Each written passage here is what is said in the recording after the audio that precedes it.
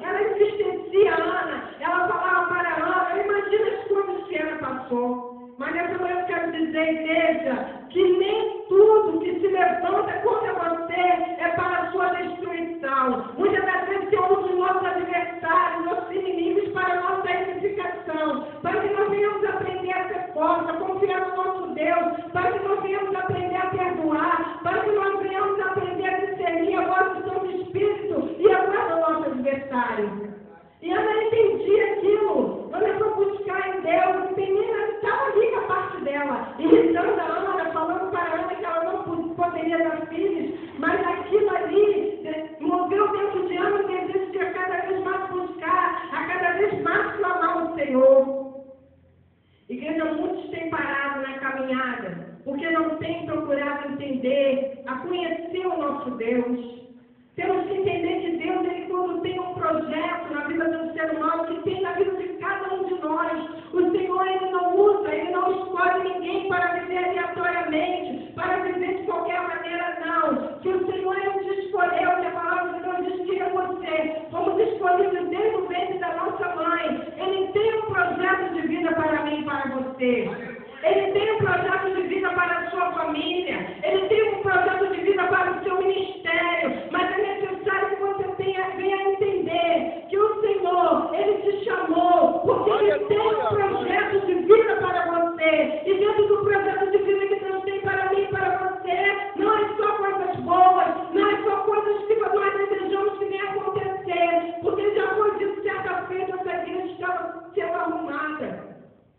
E eu cheguei para uma irmã e falei, irmão, você está vendo essas cadeiras todas fora do lugar? O Senhor muitas das vezes faz isso na minha e na sua vida. Ele tira tudo do lugar, para depois Ele vir e repor da maneira que Ele quer. Porque nós não temos que fazer a nossa vontade, igreja, nós temos que entender e esperar a vontade do Senhor. Glória a Deus.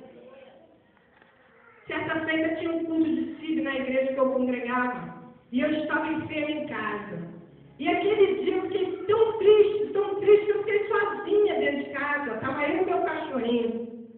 E eu pensando, questionando ao Senhor, Senhor, teria que estar ali, Senhor, tinha que estar na sua casa, louvando e bendizendo o seu nome. E naquele momento, a igreja, o Senhor enviou uma enfermeira, que era minha vizinha, lá em casa. E ela veio, olha, vim conversar um pouco com você, vim desabafar, eu estou com um probleminha assim. Aí ela falou, cadê a sua família? Cadê os esposos? As pessoas estão na igreja. Aí ela falou, você não foi não? Eu falei, não, eu estou enferma. Ela perguntou o que eu tinha, eu relatei. Igreja, eu me tratava no Hospital Geral de Monteiro, e essa mulher, ela trabalha ali no Cardoso Fontes.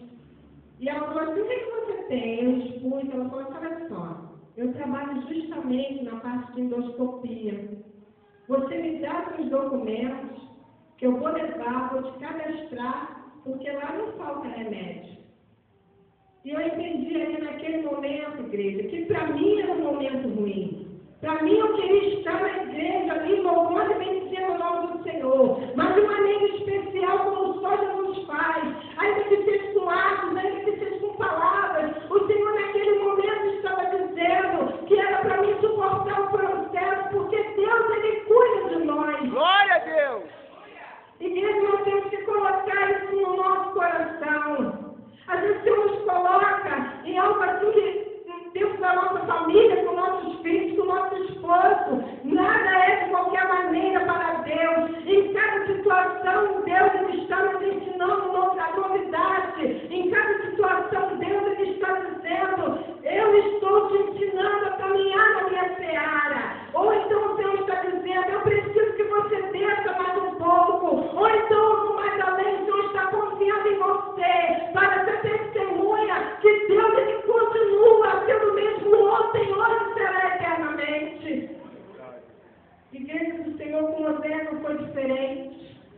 O Senhor pegou Oséias e falou, você de hoje em diante, você vai me representar no meio do povo de Israel. Você vai casar com uma mulher prostituta representando a Israel. Você imagina uma coisa dessa, igreja do Senhor, na vida de uma pessoa. Igreja, eu quero dizer algo que talvez você não vai gostar de ouvir essa manhã. Se for por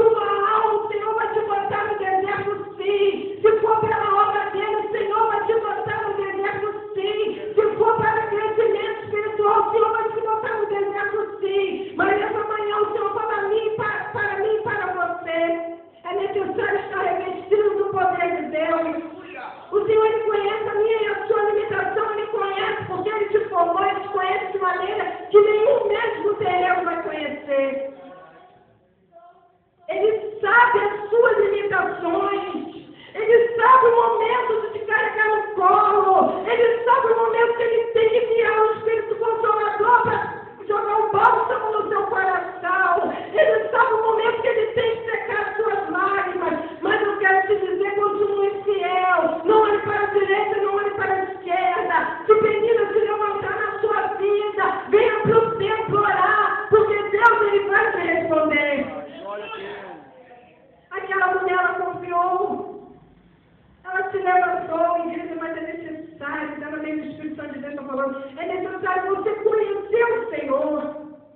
Porque senão como você vai pedir? Como você vai entender as coisas que vem? A igreja, Jesus, ele falou, ele relatou no Novo Testamento que no mundo nós teríamos aflições. Hoje, irmão, você só está falando de aflições? Não. Porque a palavra de Deus, ela não volta vazia. E o Senhor, ele de manhã, às 6 horas da manhã, ele soprou no meu coração e sussurrou, Ana, foi só o que o Senhor falou. Então, nós temos que nessa manhã, muitas anos aqui, a mulher sendo afligida, a mulher sendo processo, a mulher sendo humilhada, homens também. Mas eu quero dizer, irmão, que para Samuel vir como Nazareu de Deus, Nazareu, homem consagrado a Deus, homem separado para o Senhor, para a Ana gerar Nazireu, ela tem que passar por esse processo, para a dor dela ser tanta, para a humilhação dela ser tanta, e ela dá Samuel ao Senhor desde o ventre. Está entendendo, igreja? Porque muitas das vezes nós passamos certas coisas na nossa vida. Era necessário ela ter passado por aquilo tudo para gerar Samuel sem bebida forte, para gerar Samuel sendo separado, para ele ser um homem dedicado ao Senhor. E assim Deus faz isso comigo e contigo. Deus nos coloca num processo para ver se nós não estamos negligenciando a criação dos nossos filhos, para ver se nós não estamos negligenciando dentro da nossa casa, para ver se nós não estamos negligenciando dentro da obra de Deus. Deus faz porque Ele é Deus, Ele manda, Ele pode, igreja. Então aquela mulher, ela foi para o templo orar. E ele chegou para ela e perguntou se ela estava embriagada. E o Senhor, essa semana inteirinha, ele falar ao meu coração a respeito de Jó. Quantos irmãos julgaram Jó pelo momento que ele estava passando? Quantos olharam para Jó e não viram que Deus via em Jó outrora? Olharam para o momento que ele estava lembrando, que ele estava com chagas, que ele tinha perdido um filho, que ele tinha perdido casa, que ele tinha perdido tudo. Mas o Senhor não. O Senhor dava testemunho de Jó, falando que ele é um homem reto e fiel. O Espírito Santo de Deus quer dizer esta manhã para mim e para ti. Não importa que a multidão fale de você, importa o que o teu Deus pensa e vê. Não importa. Hoje em dia nós temos visto muitas mulheres do Senhor parando na caminhada, porque falaram de mim, porque acham que eu sou feia, porque dizem que o meu cabelo é duro, porque dizem que eu ando mal arrumada. O Senhor não está preocupado com isso. O Senhor quer ver em você um coração voluntário, entendendo para quem o Senhor te chamou. O Senhor não te chamou para analisar o cabelo, para andar bonita, não. O Senhor te chamou para ganhar almas para Ele, para ir no inferno e retirar as almas que estão lá no cativeiro de Satanás. Irmão, Satanás está ficando, desculpa o termo, descarado.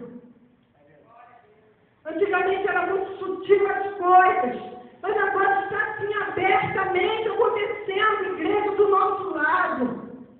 E nós, como igrejas, temos que nos levantar, temos que agir, temos que falar, temos que fazer, temos que ser a diferença. Reclamamos muitas das vezes, sim, que a mídia está trazendo as coisas à tona, apoiando certas coisas que nós sabemos que não vamos mudar nossa opinião, que não agrada o coração de Deus. Mas não podemos ficar só no comentário. Temos que orar.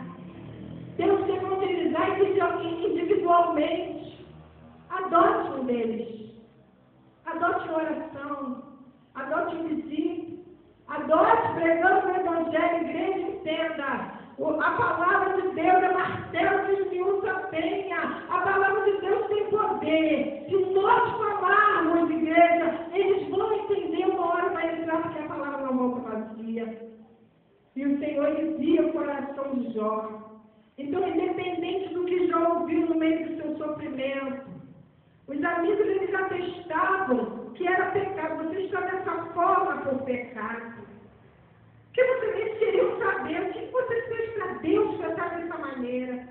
Mas o Senhor continuava falando, Jó, servo reto, justo e fiel. E no meio de muito mais adversidade, corria Jó. E ele prosseguia, ele continuava adorando ao Senhor. E o Senhor falava, Jó, servo reto, justo e fiel. Jó, ele amaldiçoou, é como o Senhor fala, ele conhece a minha e a sua limitação. Mas eu digo a você, ele amaldiçoou o seu nascimento sim. Mas Deus continuava testando para Jó. Jó, servo justo, reto e fiel.